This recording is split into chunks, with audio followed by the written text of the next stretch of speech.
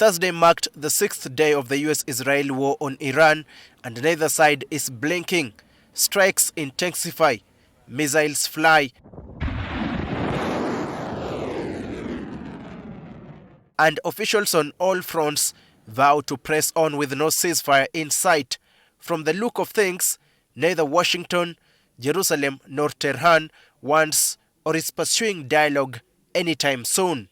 Iran has run to the United Nations with a clear request. The Security Council must take action against Israeli and US aggression.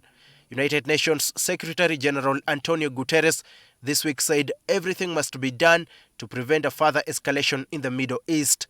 The Iranian ambassador to Uganda Majid Saffar says Uganda has a role to play in the matter. The reason?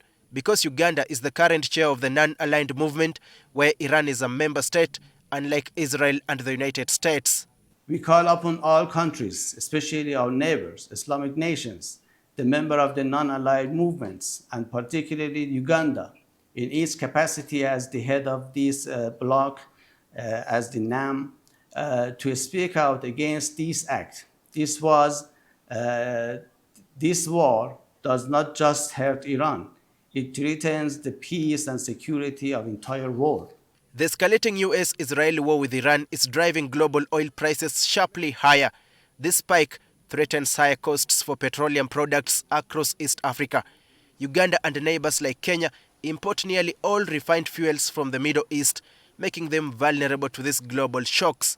Analysts warn that prolonged conflict could push pump prices for petrol and diesel upward in the coming weeks. 20-30% of the energy supply of the world is transferred from the region and the state of the Hormuz. While they are using the facilities in the region against our country, we have to prevent it. He says Iran is fully prepared to face Israel and the United States head-on until a solution is found. I'm a diplomat, I'm not a military man.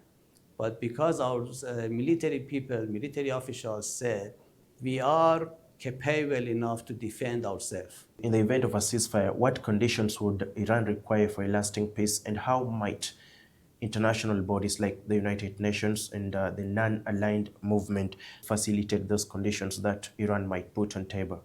Really, this should be made by Iranian high-ranking officials, and they are negotiating, they are thinking about this.